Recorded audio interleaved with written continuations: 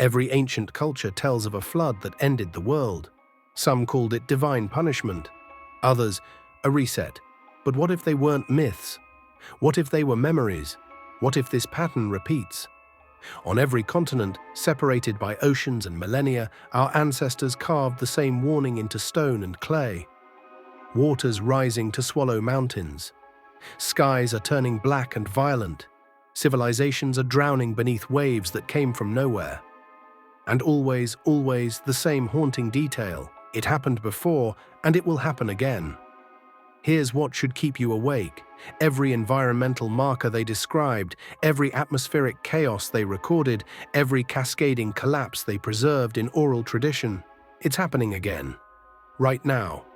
By the end of this investigation, we'll uncover why these ancient warnings were buried, and why climate patterns unfolding today were scripted in cuneiform tablets thousands of years ago.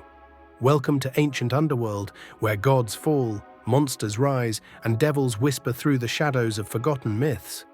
If you enjoy exploring the dark side of mythology, like this video, subscribe, and turn on notifications so you never miss another forgotten tale.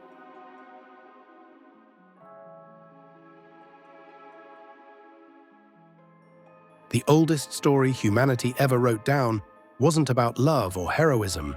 It was a flood warning. Carved into clay tablets around 2100 BCE, the Epic of Gilgamesh preserves the testimony of Utnapishtim, the flood survivor who spoke of waters that rose to cover mountains and storms that raged for 6 days and 7 nights. But here's the detail that should disturb you. This wasn't divine wrath over human morality. The original tablets tell us the gods couldn't sleep because of humanity's noise, their disruption of natural cycles. The flood came because human civilization had grown too disruptive, too destructive of environmental balance. What exactly did Utnapishtim witness that was so specific? The specificity is haunting.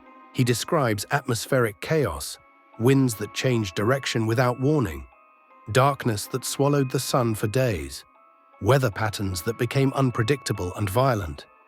These aren't vague embellishments of ancient storytellers. These read like field reports from someone who watched climate systems collapse in real time. Furthermore, there's something else in those tablets that cuts deeper than the disaster narrative. The flood wasn't punishment.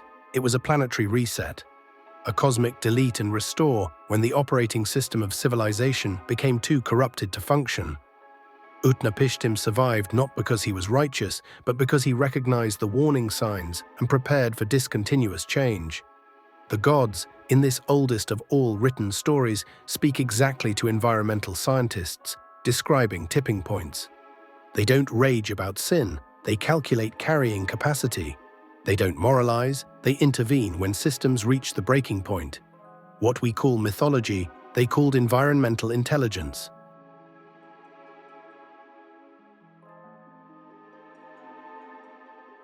Everyone knows Noah's story, Rainbow Covenant, animals 2 by 2, divine mercy after divine judgment. It's been packaged into children's bedtime stories and Sunday school lessons. Nevertheless, that sanitized version conceals something far more unsettling in the original Hebrew texts. The word used for the pre-flood world isn't sinful, as we understand it. It's corrupted, but the Hebrew suggests ecological corruption, a world where natural boundaries had been violated, where the very order of creation had been compromised. The flood wasn't divine punishment for moral failings. It was an environmental intervention when natural systems reached critical failure. Why would religious authorities want to hide this environmental context?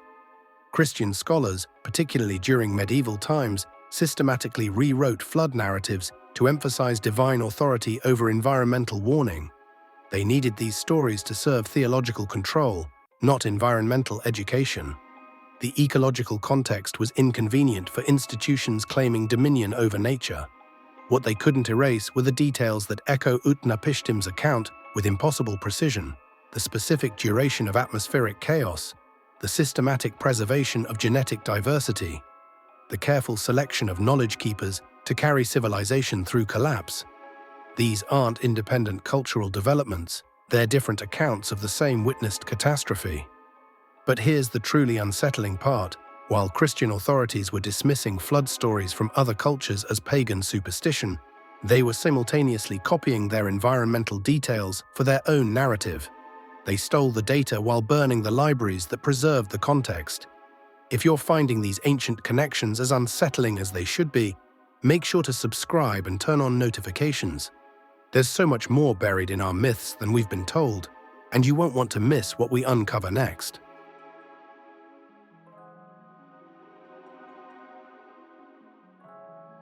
The Hindu flood tradition takes a form that should make climate scientists deeply uncomfortable. Vishnu, as the fish avatar Matsya, appears to King Manu with a precise warning. Environmental catastrophe is imminent. Civilization will be submerged, and only prepared knowledge keepers will preserve human culture through the collapse. But Matsya's warning goes beyond simple flooding. The texts describe cosmic dissolution, seasons becoming unreliable, monsoons turning destructive, the fundamental elements seeming to revolt against human civilization. This isn't divine punishment, it's described as a natural cycling, planetary reboot that occurs when environmental equilibrium is lost. What makes Manu different from other flood survivors? The selection criteria are revealing. Manu isn't chosen for moral purity, but for knowledge, specifically his understanding of how to preserve civilization's essential elements through environmental breakdown. He's instructed to gather not just living creatures, but the seeds of all plants, the wisdom of all sciences, the memory of all arts. This preservation protocol appears across flood traditions worldwide with disturbing consistency. The survivors aren't random righteous individuals. They're selected archivists, human backup drives for civilizations about to be wiped clean. They carry forward not just genetics, but cultural memory, environmental knowledge, survival intelligence. In addition, the Hindu texts go further, describing the flood catastrophe as cyclical. Environmental collapse isn't a one-time divine intervention. It's a recurring pattern when civilizations grow too disconnected from natural limits. The survivor's mission isn't just rebuilding, but remembering the warning signs for whoever comes next.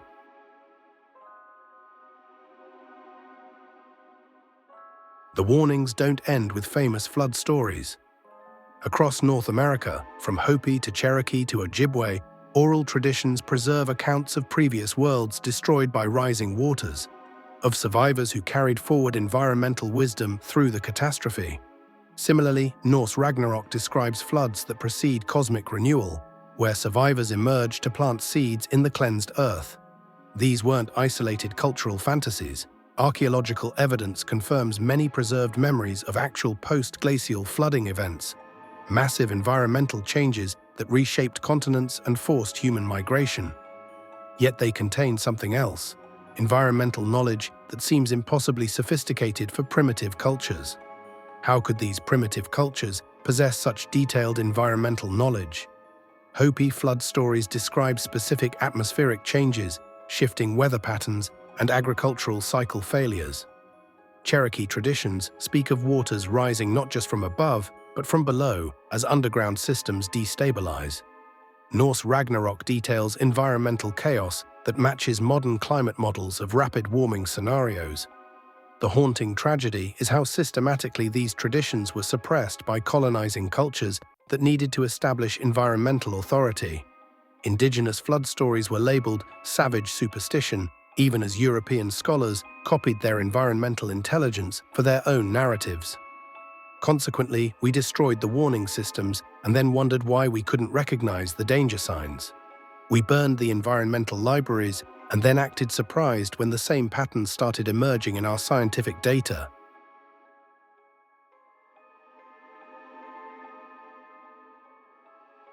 Here's where this investigation becomes genuinely disturbing. Modern climate data is matching environmental patterns described in ancient flood myths with uncomfortable precision. Rising seas, atmospheric chaos, disrupted weather systems, agricultural collapse. The script was written thousands of years ago. The specificity should terrify us. Ancient flood myths don't describe generic storms or seasonal flooding. They describe rapid onset environmental changes, tipping points where stable systems suddenly flip into chaos, cascading failures that overwhelm adaptive capacity. They describe environmental systems reaching breaking points. What does modern climate science reveal about these patterns? Climate science is discovering that environmental collapse follows exactly this pattern. Not gradual change allowing adaptation, but sudden systemic breakdown requiring complete reorganization. Ice sheets that seemed permanent suddenly destabilized. Ocean currents that have been stable for millennia suddenly shift. Weather patterns that defined regions for thousands of years are suddenly becoming unpredictable. This matches the flood myth template perfectly. The survivors in these stories weren't just lucky, they were the ones who recognized warning signs, who understood that environmental systems could flip from stable to chaotic without intermediate steps. They prepared for discontinuous change rather than gradual adaptation. Most disturbing of all, these warnings were systematically buried by civilizations that needed to believe in environmental dominance, in the ability to control natural systems through technology and divine favor. The intelligence was preserved. We just stopped listening because the message was inconvenient. So here we stand, watching ice sheets disintegrate, witnessing weather patterns with no historical precedent, experiencing the opening scenes of what our ancestors called the flood, and what we call climate change. Different words, same pattern, same outcome. The flood myths weren't preserving stories about the past. They were encoding warnings about a recurring cycle. Environmental collapse, social dissolution, civilizational reset, emergence of new cultures built on the wisdom of those who remembered the signs. The ancient storytellers weren't primitive. They were survivors, carrying forward the most critical intelligence their civilizations possessed. That environmental systems have breaking points, that crossing those thresholds triggers cascading collapse, and that preparation requires recognizing patterns rather than hoping for gradual change. We're living through the opening chapter of the next flood myth. The question isn't whether the pattern will complete, it's whether we'll be the civilization that drowns or the knowledge keepers who carry the warnings forward to whoever emerges from the waters. But here's what deserves consideration. If these ancient accounts were actually survivor testimonies, if they preserved real environmental intelligence from previous climate collapses, then what warning are we supposed to be encoding for the next civilization? What will our flood myth say about us? Were the ancient voices trying to warn us all along about patterns we're only now recognizing? Drop your thoughts in the comments below, and if you want to explore more forgotten warnings hidden in our myths, subscribe and turn on notifications for more videos. The ancient voices have more to tell us, and some of those messages, well, you'll want to hear them before it's too late.